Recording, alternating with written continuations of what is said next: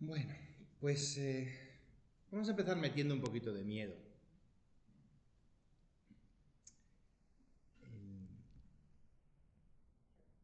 Bueno, de santo miedo.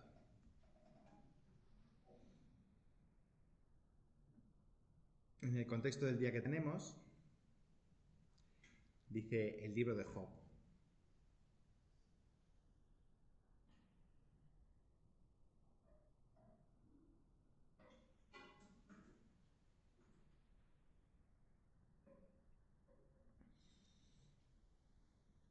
Dios es sublime y poderoso.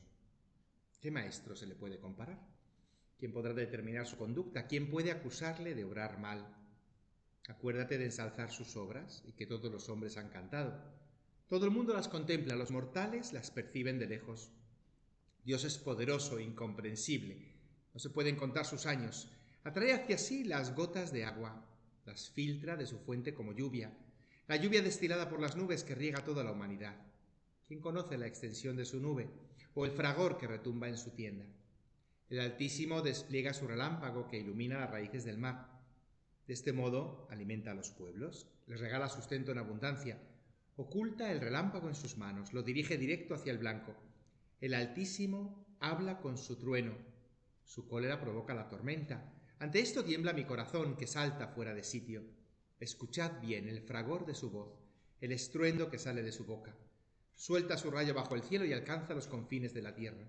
Ruge él su voz, atruena con voz majestuosa, después de escuchar su voz. Ninguno puede rastrearla. Su voz atruena prodigiosa, hace maravillas que ignoramos. Manda la nieve que caiga a la tierra y al aguacero que llueva fuerte, y así detiene el trabajo de los hombres, para que todos conozcan sus obras. Las fieras se retiran a sus cubiles que quedan ocultas en sus guaridas. Las tormentas hace salir de su cámara, trae el frío a los vientos del norte. Sopla Dios y forma el hielo. Se congela la superficie del agua. Carga las nubes de humedad y el nubarrón dispersa su rayo, que gira de lado a lado, guiado por él para cumplir sus órdenes. ¿Sabes cómo manda Dios el rayo fulgurante desde su nube o cómo equilibra las nubes? En un día como hoy, de tormenta, donde hemos tenido a veces que detener nuestro trabajo por cómo ha caído la lluvia, ¿no? Y nos empuja a escondernos en los cubiles, ¿no? Como las fieras, podemos afrontar una pregunta sobre este discurso de la retribución que va a tener que responder el sabio pensador de Israel. Y es la pregunta de recriminarle a Dios la justicia o proporción de su retribución.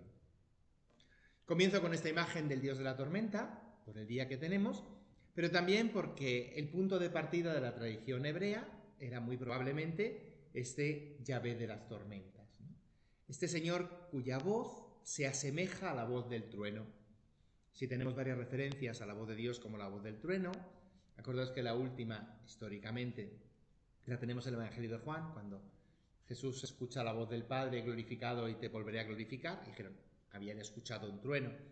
Hay una memoria que identifica el hablar de Dios con el trueno, o si queréis el trueno con el hablar de Dios, que nos puede invitar a pensar en un origen de una divinidad cananea, o una divinidad incluida en el panteón cananeo, que sería este Dios de las tormentas o este Dios de los ejércitos, que el pueblo hebreo habría recibido en el desierto, que le habría acompañado durante el desierto, que tendría un santuario en Sinaí o en Horeb, al que se viajaba de vez en cuando a rendirle culto, y que poco a poco fue ocupando el puesto principal en el panteón cananeo, y a la vuelta del exilio termina siendo el único señor. Digo a la vuelta del exilio porque si siguen peleando a la vuelta del exilio con que no tendréis otros dioses delante de mí, pues será que había costumbre de que hubiera otros dioses.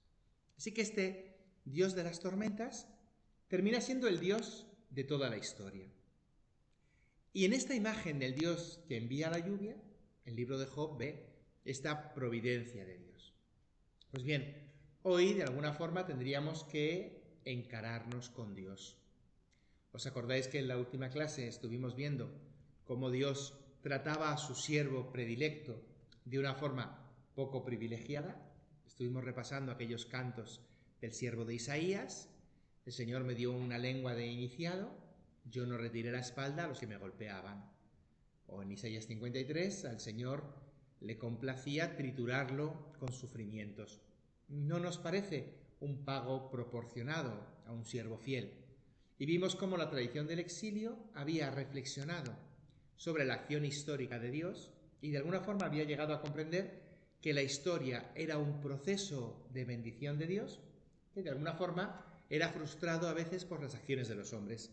Acordaos que nos habíamos quedado viendo este Dios que castiga la culpa de los padres en los hijos, nietos y bisnietos hasta la tercera o cuarta generación. Es decir, un Dios que no deja pasar, en el sentido que no deja de considerar el peso de las acciones de los hombres. Hemos ido viendo a lo largo de este curso cómo el Señor va devolviendo las acciones de los hombres con una compensación proporcionada. Pero nos queda siempre esa imagen que tenemos en el libro del Deuteronomio,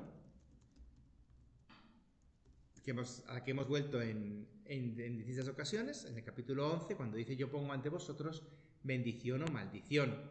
Bendición si escucháis los mandamientos del Señor, que yo os prescribo; maldición si desoís los mandamientos. Cuando el Señor te introduzca en la tierra de tus padres, pondrás bendición en el monte Caricim y maldición sobre el monte Ebal. Tendrás que escoger qué tipo de vida quieres, si la vida del dichoso o la vida del maldito. Y nos podía parecer que la vida del dichoso son los largos días, la vida del dichoso es la riqueza, los campos abundantes. De hecho, si repasamos un poco los salmos, pues nos encontramos con esta imagen del hombre dichoso. Nos suenan algunas de estas expresiones, ¿no? El primer libro del Salterio, la obra con la que se abre el libro de los Salmos: feliz el que no sigue consejos de malvados, ni anda mezclado con pecadores, ni en grupos de necio toma asiento, sino que se recrea en la ley del Señor y la medita, la susurra día y noche. Será como un árbol plantado entre acequias y todo cuanto emprende prosperará. Parecería que esta bendición de Dios, asociada con la fidelidad a sus mandatos, trae como retribución un prosperar en la tierra. Y como os decía, hoy es el día de encararnos, si queréis, de litigar con Dios. Porque esta imagen del prosperar en la tierra no siempre se verifica. De hecho, la tradición bíblica ha tenido que reinterpretar esta retribución de Dios hacia el hombre justo. Quizá os suene el Salmo 128. Dichoso el que teme al Señor y sigue sus caminos. Del trabajo de tus manos comerás, tu esposa como parra fecunda dentro de tu casa y tus hijos como brotes de olivo en torno a tu mesa. Con tales bienes será bendecido el hombre que teme al Señor. Podríamos esperar, por tanto, de Dios que nos hiciera prosperar en esos dos elementos que, si os acordáis, veíamos en el libro del Génesis como constitutivos del hombre: cultivar la tierra y tener una descendencia. Los dos mismos elementos que aparecían en la promesa de Génesis 12 dirigidos a Abraham: sal de tu tierra, de la casa de tus padres, a una tierra que yo te mostraré. De ti haré una gran nación. En Abraham se verificaba esta doble bendición, de la tierra y de la bendición. En el Salmo 128 se espera que el hombre tenga una tierra que le dé buenos frutos y una bendición de hijos, tu mujer como una parra fecunda. Es una imagen que va a contrastar primero con la historia del pueblo, porque la historia del pueblo fue una pérdida de tierra, pero que en gran medida va a contrastar con la experiencia. No todos los que cumplen los mandatos del Señor prosperan, y no todos los que abandonan los mandatos del Señor fracasan. Así que, si bien en el proceso histórico se podía buscar una retribución de Dios en el proceso global de la historia, Dios compensará a los nietos por los crímenes de los bisabuelos. Sí, en el proceso personal surge la pregunta de por qué Dios no cuida de los que le son fieles.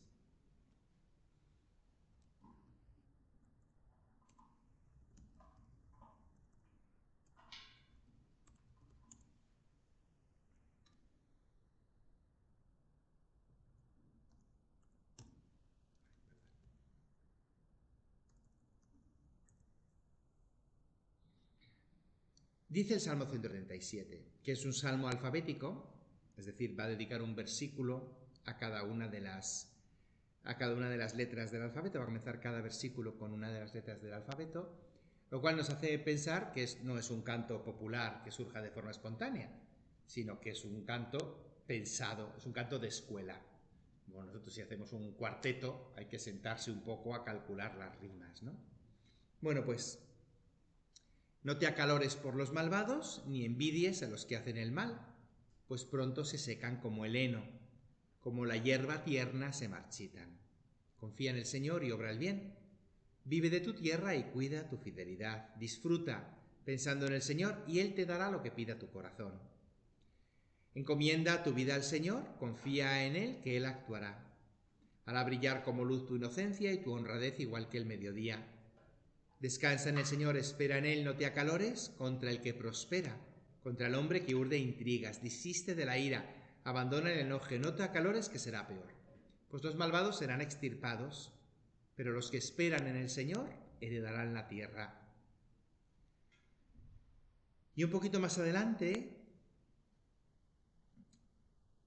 dice: los malvados perecerán y los enemigos del Señor se agostarán como el verdor de los prados.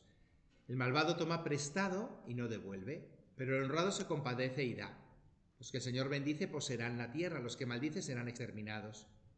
El Señor dará firmeza a los pasos del hombre, y aunque caiga, no será derribado, pues el Señor lo sostiene. Fui joven, soy viejo. Nunca había un justo abandonado, ni a sus hijos mendigando pan. A diario es compasivo y presta, y a sus hijos les aguarda la bendición.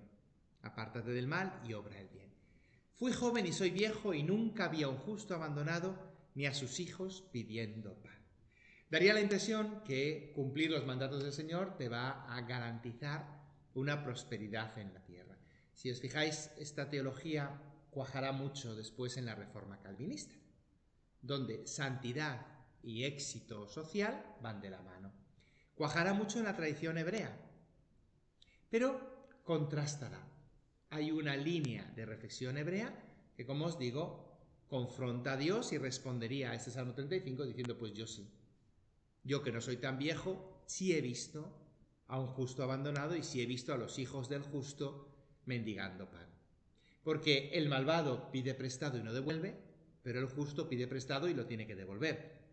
Bueno, por tanto, el malvado va a tener mejores cartas para poder prosperar económicamente. Hay una experiencia directa en la que la historia del hombre, las condiciones concretas en las que vivimos, parecen mostrar un desentenderse de Dios en lugar de un pago proporcionado por parte de Dios. Ya vimos en el siervo de Israel la respuesta que hacía Isaías, presentando a este justo sufriente como el que compensa las culpas, de los abuelos, el que asume las deudas de los abuelos y por tanto termina de pagar ese crimen cometido antes del exilio. Pero hoy me gustaría que lo afrontáramos desde otra línea. No es la línea histórica, sino es una línea que podríamos llamar un poquito filosófica. Es lo que pertenece a la rama de los escritos bíblicos que llamamos los libros sapienciales. Por recordar un poco nuestro curso de introducción, los libros, la corriente sapiencial va a contrastar con la corriente mayoritaria de la tradición bíblica, que es la corriente profética. En la corriente profética, el hombre entraba en conexión con los proyectos de Dios a través de una manifestación particular de Dios en la persona del profeta. El Señor me ha hablado y me ha dicho cómo son las cosas. El Señor ha puesto mi palabra, Isaías, Jeremías, Baruch, Natán, y me ha ido diciendo cómo son las cosas.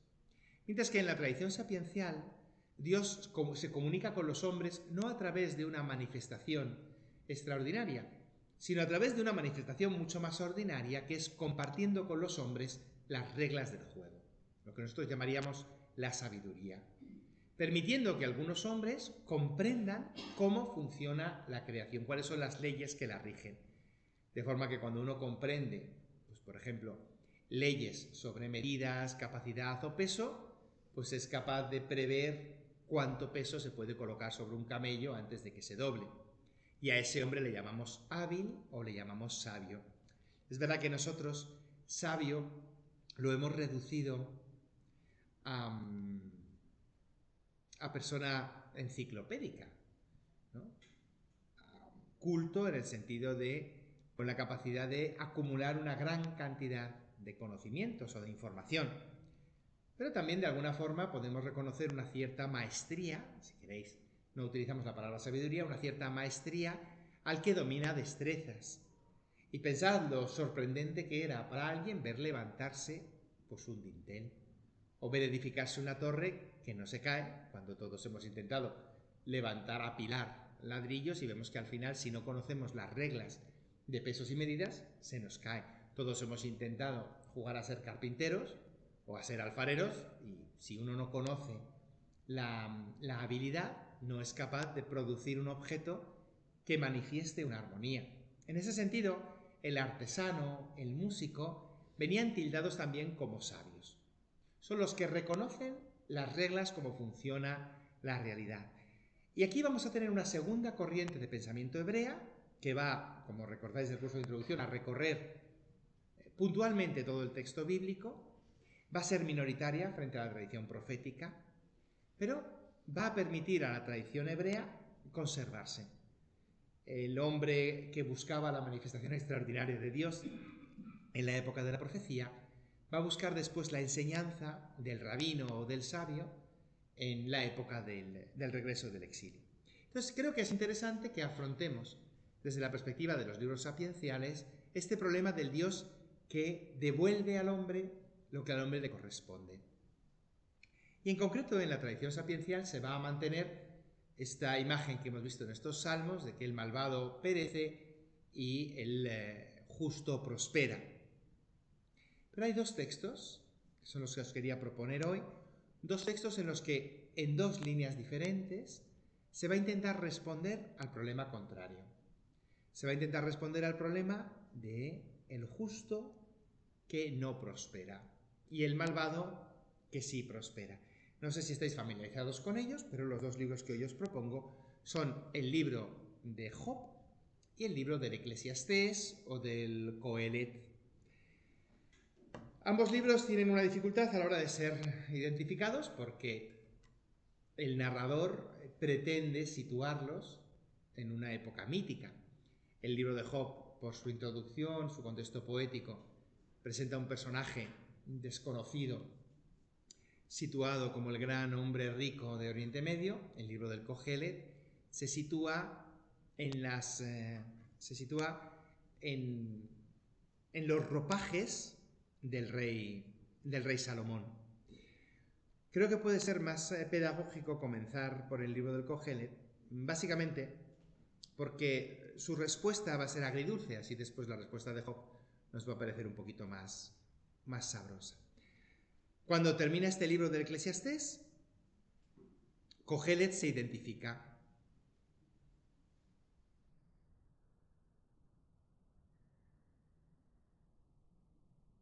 Además de ser un sabio, enseñó al pueblo lo que él sabía, estudió, inventó y formuló muchos proverbios.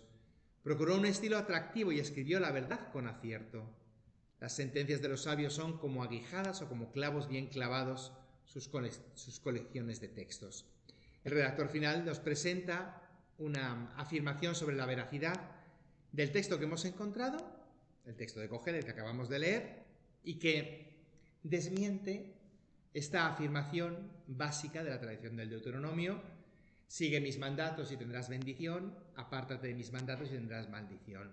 Palabras de Cogelet, el hijo de David y el rey de Jerusalén. Como veis, el autor en su prólogo nos pone muy claro a quién nos estamos refiriendo. Conocemos a varios hijos de David, pero solo uno de ellos fue rey en Jerusalén, que es Salomón. Y sabemos la referencia que el libro de los Reyes nos presenta de esta sabiduría de Salomón. De hecho, el libro de los Proverbios será atribuido a él. De forma mítica, recordáis cómo la reina del sur vino a conocer la sabiduría de Salomón. Esta habilidad de Salomón, por eso he comenzado indicando cómo sabiduría puede ser también habilidad, tiene una manifestación externa. Salomón edifica un templo, el santuario, la gran obra. bueno, pues algo sabrá si ha conseguido hacer algo que ha perdurado durante 4 siglos, históricamente, y en la memoria durante más de un milenio hasta la destrucción en la conquista romana, y si queréis, 3 milenios hasta las expectativas contemporáneas de restaurar, ¿no?, siempre el templo de Salomón. Todavía lamentamos la destrucción del templo de Salomón. Es un hombre que es capaz de conocer las reglas para establecer una morada, un edificio perenne. Y sin embargo, todos conocemos cómo comienza este libro del Eclesiastés, ¿no? Vanidad de vanidades, dice Cogelet, vanidad de vanidades, y todo es vanidad. Es verdad que el texto requeriría por nuestra parte un poquito de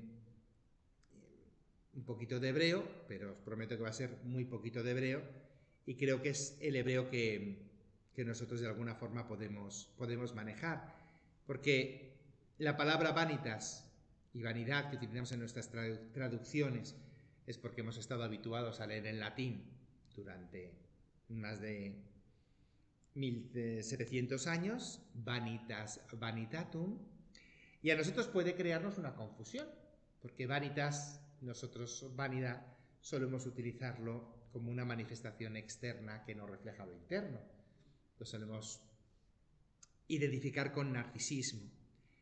En hebreo, la palabra es Hebel. Y es de lo poquito de hebreo que pronuncio más o menos bien, el Hebel. Me gustaría que nos diéramos cuenta que hace referencia a uno de los 2 hijos de Adán, ¿no? Hebel. Cuando tengo que narrar la historia de los 2 primeros hijos de Adán, ¿no?, el hijo que persevera y el hijo que desaparece, al hijo que desaparece, Abel, le voy a dar un nombre que suena casi a susurro, Hebel. Hebel sería algo inconsistente, algo que pasa. Si queréis, algo vano en el sentido de liviano. Milan Kundera, cuando tiene que definir la existencia humana, habla de una insoportable levedad. Milan Kundera, en la profunda tradición hebrea que hay en la República Checa, hereda esta imagen del Hebel. El ser humano es Hebel, es vanidad, es algo que no es capaz de permanecer, que no contiene una capacidad ontológica que le permita defenderse de los desafíos que la vida propone. El autor de Génesis 4 había presentado estos 2 hijos, Caín, con un nombre de peso, adquirir, apropiarse, y Hebel, Abel, con un nombre que es como un susurro, que desaparece. Casi al comenzar el relato ya sabemos cuál de los 2 hermanos va a prosperar. Pues bien, el autor del Eclesiastés utiliza esta misma imagen del susurro, Hebel, Hebelim, ¿no?, viento de vientos o vanidad de vanidades, ¿no? Dice Cogelet, Hebel, Hebelim, Hakol, Hebel. De hecho, Hebel, Hebelim, amor Cogelet, Hebel, Hebelim, Hakol, Hebel. Todo es Hebel, vanidad de vanidades, vanitas, vanitatum, ¿cómo es? Vanitas, vanitatum, dixit Ecclesiastes, vanitas, vanitatum et omnia vanitas. Todo es vaciedad, vacío, levedad, inconsistencia. Os propongo mejor esta otra traducción. Todo es inconsistencia, todo es pasajero, todo es de poco valor, banal, en el sentido de fútil. ¿Y por qué es todo fútil? Bueno, siguiendo con este capítulo primero, que saca al hombre de sus fatigas. Una generación va, una generación viene, pero la tierra permanece. Sale el sol, se pone el sol, corre hacia un lugar y de allí vuelve. Sopla al sur el viento, gira al norte, gira y vuelve el viento a girar. Los ríos van al mar y el mar nunca se llenan. Las cosas cansan, nadie puede decir que no se cansa el ojo de ver ni el oído de oír. Lo que fue será, lo que se hizo se hará. Y si alguien dice esto es nuevo, esto ya sucedió. Yo he sido rey en Jerusalén, me he aplicado con interés a investigar, a explorar la sabiduría, cuanto hay sobre el cielo, y mal es la tarea que Dios ha dado a los hombres. He observado todo cuanto hay en el cielo y he descubierto que todo es Hebel, vanidad, y atrapar o pastorear vientos, roet ruach, pastorear vientos. No hace mucho bromeamos con el trabajo ideal, que era contar nubes, ¿no? O pastorear nubes. Bueno, pues pastorear vientos es un trabajo inútil en el sentido que nadie es capaz de retener al viento. Imaginad el viento como un rebaño de ovejas y que alguien pretendiera encauzarlo o gobernarlo, ¿no? Es una tarea en la que te fatigas y no obtienes ningún resultado. Esta es la primera respuesta que Kohelet va a proponer ante esta realidad de la retribución que Dios propone al hombre. De hecho, el libro parte, de alguna forma, de una expresión que ya escuchábamos la semana pasada en el libro de Isaías, cuando el siervo decía: en fatiga y nada he cansado mis años. Daba la impresión que todas las tareas de servicio a Dios no habían obtenido ningún tipo de fruto o beneficio. Y como presenta Kohelet de forma mucho más clara, cada campo vuelve a su inicio. Conocéis quizá mejor el poema siguiente, cuando él habla de los tiempos, ¿no?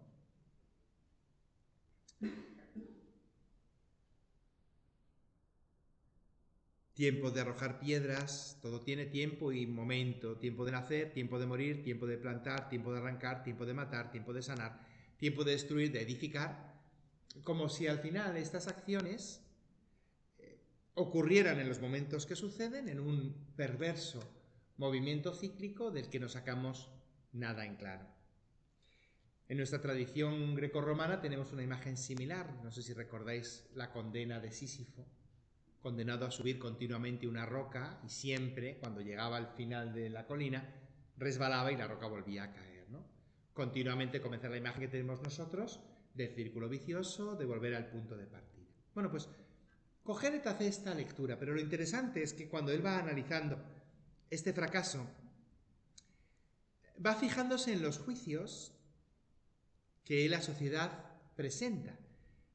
Me puse a considerar en el capítulo 4 las violencias perpetradas bajo el sol, las opresiones, a llorar a los oprimidos sin que nadie consolara, violencia de los verdugos sin que nadie los vengase, y felicité a los muertos que ya perecieron.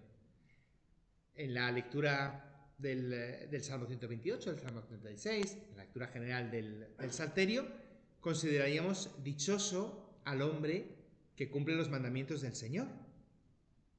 Y en ese sentido, esperaríamos de Dios que protegiera a los suyos. Salmo 94. Feliz al hombre a quien tú educas, Yahvé, al que instruyes en tu ley y le alivias tras los días amargos, mientras que el malvado cava su propia fosa, pues el Señor no dejará a su pueblo abandonado. Y sin embargo, Kohelet responde con una experiencia directamente distinta. Más vale puñado con reposo que 2 puñados con fatiga. Hay quien vive solo, sin sucesor, ni hijos ni hermanos. Su fatiga no tiene límites. Sus ojos no se hartan de riquezas. ¿Y para quién me fatigo y me privo de felicidad? También esto es vanidad o vaciedad y mal negocio. No sé si os acordáis la metáfora que pone Jesús sobre aquel hombre que tiene una inmensa cosecha, construye unos graneros y muere esa misma noche, ¿no? Necio. Hoy te pedirán el alma, ¿no? Es la lectura de poner en cuestión si realmente Dios es capaz de cumplir esta acción de retribución. Que mis labios, que tu corazón no se precipite al pronunciar una palabra ante Dios que está en el cielo, mientras que tú estás en la tierra, y sean pocas tus palabras. Si haces un voto al Señor, no tardes en cumplirlo, pues no le agrada a los necios. Mejor no hacer votos que hacerlos y no cumplirlos. Cuanto más desees, más vanidad y palabrería. Tú, en cambio, teme a Dios. Dice el capítulo 6, supongamos que Dios concede a un hombre riquezas, tesoros y honores y nada le falta de lo que desea. Pero Dios no le deja disfrutar de ello porque un extraño lo disfruta. Esto es un hebel, una vanidad y gran desgracia. Supongamos que alguien tiene 100 hijos y vive muchos años y aunque sus años son numerosos, no puede saciarse de felicidad, ni siquiera hallar sepultura. Pues yo os digo, más feliz sería un aborto. Pues entre tanta ambición, vanidad, vivo y en la oscuridad se va, mientras su nombre queda oculto en las tinieblas. No ha visto el sol, no lo ha conocido y descansa. El aborto. Y aunque hubiera vivido por 2 veces 1000 años, pero sin saborear la felicidad, ¿no irán todos al mismo lugar? Todo el mundo se fatiga para comer y a pesar de todo, su apetito no se sacia. ¿En qué supera el sabio al necio? ¿En qué supera el sabio al pobre que se apaña al vivir su vida? La lectura de Eclesiastés era tan pesada que la tradición rabínica prohibía leerlo antes de los 60 años, porque termina contagiando de una sospecha profunda. Dios no termina de interesarse por nosotros. Dios no es capaz de cumplir las expectativas.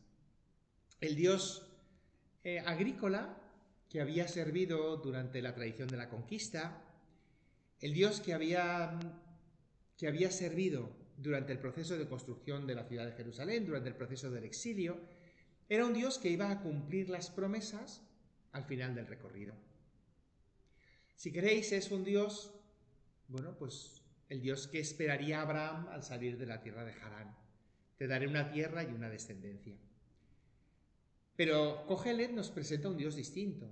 Kohelet nos presentaría al Dios con el que se enfrenta Abraham al final de sus días, cuando la tierra que ha recibido es la sepultura de la cueva de Macpela y la descendencia que ha recibido son simplemente Ismael e Isaac y un pequeño grupo de hijos de sus concubinas, no una gran nación ni un gran patriarcado. Y entonces uno se confronta con Dios y dice: haber esperado el cumplimiento de tus promesas es vanidad. Haber tenido confianza en que cumplirías lo que tú has dicho, delante de ti pongo bendición y maldición, me ha llevado a una continua fatiga, a un continuo abatimiento.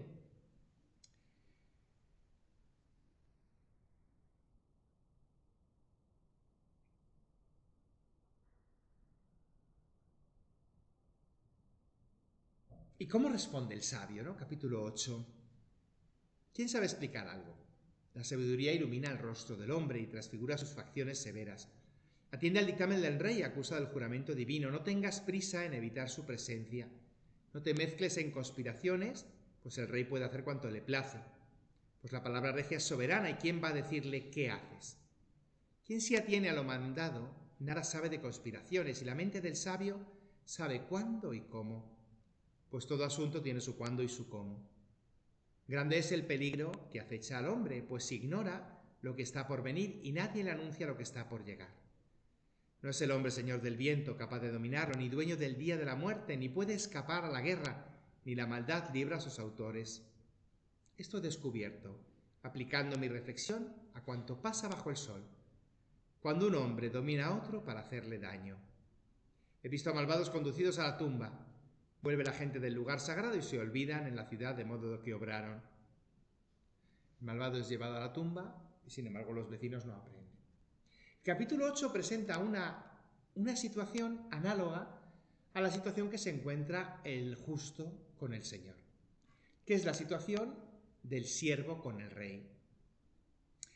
Si os fijáis, los reyes de la tierra, los nuestros no, porque tenemos algo parecido a legislaciones y constituciones y hemos crecido en una sociedad en la que se busca el bien de todos los ciudadanos. Pero los reyes de nuestras historias antiguas y desde luego los reyes de Oriente Medio poseen un poder absoluto. Y además poseen una característica que es esta voluntad regia, que es incuestionable y tantas veces inescrutable. De hecho, nosotros hemos heredado la imagen de la gracia del rey, la mirada favorable, que la hemos heredado después de toda nuestra teología de la gracia, el favor real. El rey pasaba por una aldea y decidía lo que ocurría con esa aldea y no existía una estructura que valorase si la opresión que ejercía el rey era proporcionada o desproporcionada, o en este caso si era justa o injusta. Pues bien, Kohelet va a proponer en este capítulo 8 el modelo social de sometimiento al rey como un espacio para comprender la respuesta que puede encontrar el sabio ante este señor que retribuye como le parece oportuno. De hecho, cuando apliqué el corazón a estudiar la sabiduría y a contemplar el ajetreo que se da sobre la tierra, pues ni de día ni de noche se concilian mis ojos, fui viendo que el ser humano no puede descubrir todas las obras de Dios, las obras que se realizan bajo el sol. Por más que se afane el hombre en buscar, nada descubrirá. Y el mismo sabio, aunque diga que lo sabe, no es capaz de descubrirlo. Hay algo inescrutable en el modo como Dios organiza sus tiempos, y hay algo inescrutable en el modo como el rey organiza su voluntad. De forma que pretender deponer al rey y guiarse en conspiraciones, pues es desaconsejable, porque o tienes un gran ejército o tu conspiración va a terminar en futilidad. De nuevo, a nosotros nos cuesta entender esto porque nuestros últimos 200 años han sido un cúmulo de conspiraciones triunfalistas, desde las revueltas en las colonias, primero españolas, ¿no? Y si queréis después británicas, a las revueltas del siglo XX, que han permitido cambiar regímenes, casi nos parecería con facilidad, ¿no? Podríamos evaluar después si el cambio de régimen fue positivo o no para la población, porque quizá podemos seguir viendo esta espiral de violencia de la que ya habíamos hablado, pero lo que hoy me preocupa es que el sabio Kohelet desaconseja volverse contra el rey porque no eres capaz de comprender los designios y los tiempos del rey. El rey tiene una perspectiva mucho más amplia de la que tenemos en la aldea y, por tanto, las decisiones del rey están motivadas por causas mucho más grandes de las que nosotros podemos calcular. Al sabio solo le queda someterse a los designios del rey y buscar su favor, de forma que el rey le conceda lo que al rey le parece oportuno. No resulta proporcionada la imagen de exigirle al rey que los campos produzcan más o que mis graneros estén más llenos. De hecho, este poder absoluto del monarca hace que solo con mantener la vida y poder mantener mi casa, uno deba casi conformarse. De forma análoga, Kohelet propone una postura similar frente a Dios.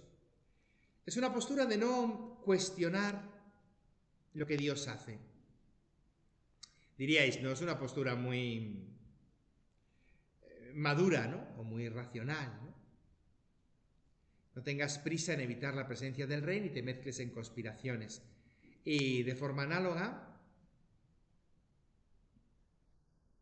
fui viendo que el ser humano no puede descubrir todas las obras de Dios, las obras que Dios realiza bajo el sol. Por tanto, ante este movimiento del destino del cosmos, de la lógica que Dios presenta, y que es una lógica que está siempre marcada de un movimiento profundo de corrupción, en el capítulo 10, una mosca muerta pudre una copa de ungüento que perfumes.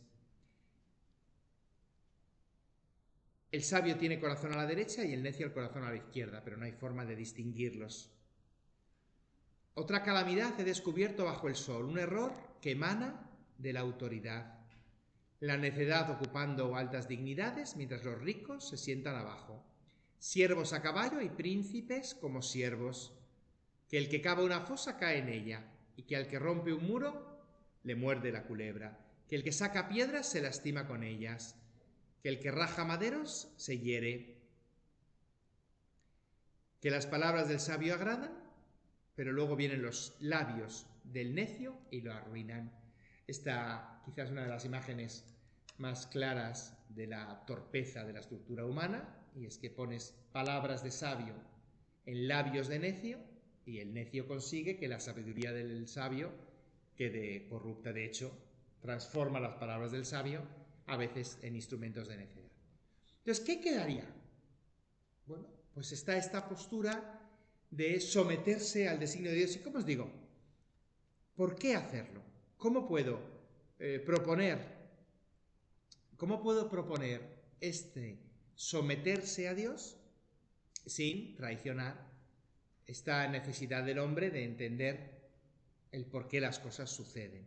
¿Cómo someterme a Dios sin perder mi identidad de hombre, mi libertad y mi razón?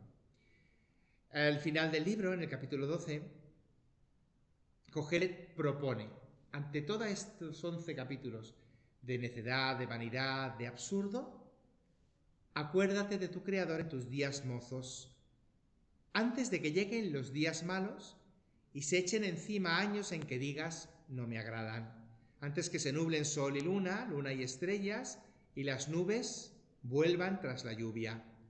Cuando tiemblen los guardianes de la casa y se encorven los robustos, se paren los que muelen, porque son pocas, queden a oscuras los que miran por ventanas, cierren puertas de las calles, se ahogue el son acompasado del molino, cuando el canto del pájaro se debilite y enmudezcan las canciones, cuando lleguen los días tristes, cuando el polvo vuelva a la tierra a lo que fue y el espíritu a Dios que lo dijo. Antes de que ocurra todo esto, acuérdate de tu Creador en tus días mozos. El texto hebreo, de nuevo, nos da una referencia con un verbo muy preciso, que es el verbo recordar, sacar. En la tradición hebrea, el verbo recordar, ¿a qué invita? Invita a contemplar las obras que el Señor había realizado, la capacidad que tiene Dios de ordenar todo en su lugar. Y sin embargo, lo que estamos viendo nos está demostrando que Dios se ha olvidado de colocar las cosas en su lugar, porque después de la lluvia vienen más nubarrones. Casi a uno le haría sospechar, ¿no?, que estemos comenzando unos días como los del diluvio de Noé. De hecho, en cualquier momento nos entraría esta angustia. En los días mozos, en los días en los que la vida muestra su rostro de bendición, el discurso del Deuteronomio funciona. Sigue mis caminos, te irá bien, tu mujer como parra fecunda en medio de tus hijos, comerás del fruto de tu trabajo. En los días tardíos, el fruto de tu trabajo, de la tierra, son espinas y abrojos. Recordar permite comprender quién es el que gestiona y organiza esos tiempos. Y de alguna forma, Kohelet va a evitar una tentación de la que a lo mejor nosotros hemos participado en alguna ocasión, que es la tentación de posponer hacia el futuro la bendición de Dios. Si os fijáis, la semana pasada veíamos cómo en el siervo sufriente se esperaba que el Señor, después del sufrimiento del siervo, le diera una descendencia, que su descendencia le fuera conociendo. Hay como una especie de esperanza en que en un futuro el Señor se ocupe de nosotros. Incluso a la cuarta generación el Señor nos haga regresar. El problema de Kohelet es que él se está preguntando por una retribución que el hombre pueda contemplar. Se niega a caer en la trampa de esperar a un Dios que retribuya en una época futura, por dos motivos. El primero, porque ellos no tienen ninguna esperanza de otra vida. Cuando Kohelet dice que el polvo vuelve al polvo y el aliento vuelve a Dios, lo que está es haciendo un recuerdo de esta metáfora del Génesis, en la que el hombre ha sido formado del polvo de la tierra y del aliento de Dios. Cuando el hombre muere, se devuelve la tierra a la tierra, nosotros decimos, ¿no?, polvo al polvo, ceniza a las cenizas, y el aliento vuelve a Dios. Y el hombre queda en nada. Kohelet lo que está preparando es una estructura en la que se pueda responder a esa pregunta. No me sirve una retribución en un futuro que yo no voy a contemplar, porque como os digo, ellos no tienen la expectativa de una vida ultraterrena. Y la experiencia me dice que ya he esperado demasiado tiempo como para que el Señor me retribuya. Imaginad también, ¿no?, esta ancianidad en la que por mucho que el Señor te entregue una tierra o una descendencia, ¿no?, como es el caso de Abraham, a los 90 o a los 100 años, pues casi la bendición de Abraham parecería una maldición. Tener un hijo a los 100 años casi parecería una carga imposible de llevar, contraria a la capacidad humana. Así que Kohelet va a proponer buscar la retribución, es decir, la dicha del hombre, en un lugar que no lo había presentado la tradición del Deuteronomio, ni lo presenta la tradición habitual de nuestros salmos. Cuando nuestros salmos hablan de la felicidad y la dicha del hombre, hablan siempre de prosperar en la tierra. Sin embargo, Kohelet va a presentar a un hombre que establece una relación con Dios al margen de la prosperidad de la tierra o de la descendencia. Acuérdate de tu Creador y teme al Señor. Establece una relación con el Señor como la que establecerías con el rey. de reconocer su soberanía y, por tanto, de no cuestionar sus procesos. De reconocerte dichoso solo por el hecho de poderle reconocer, de poderle, si queréis, en cierto sentido, servir. Esta imagen de temer al Señor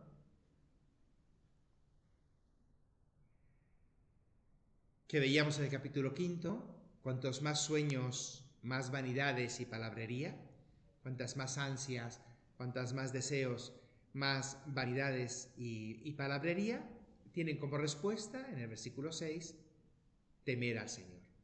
En lugar de rellenar tu boca de ansiedades, tú teme al Señor.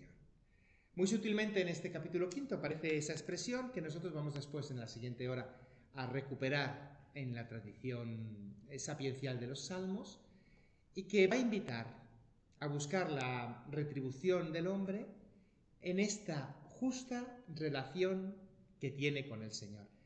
Y os voy a proponer de forma interesante encontrar ya en Kohelet toda una huella de una profunda tradición católica que no va a estar muy presente en la tradición neotestamentaria y que por tanto de alguna forma tendremos que saltar de la tradición bíblica posexílica pues prácticamente a nuestro renacimiento para desembarazarnos de la ambición de la riqueza, la serenidad y la comodidad. Aunque intentaré mostrar cómo el planteamiento de Kohelet y nuestro planteamiento renacentista difieren, que de alguna forma nosotros vamos a estar siempre tentados de posponer la bendición a un futuro. Pero yo creo que paramos en este momento para no confundirnos y porque yo he metido mucho miedo con lo de la vanidad de las vanidades. Vamos a hacer un momento de pausa y recuperar después este problema.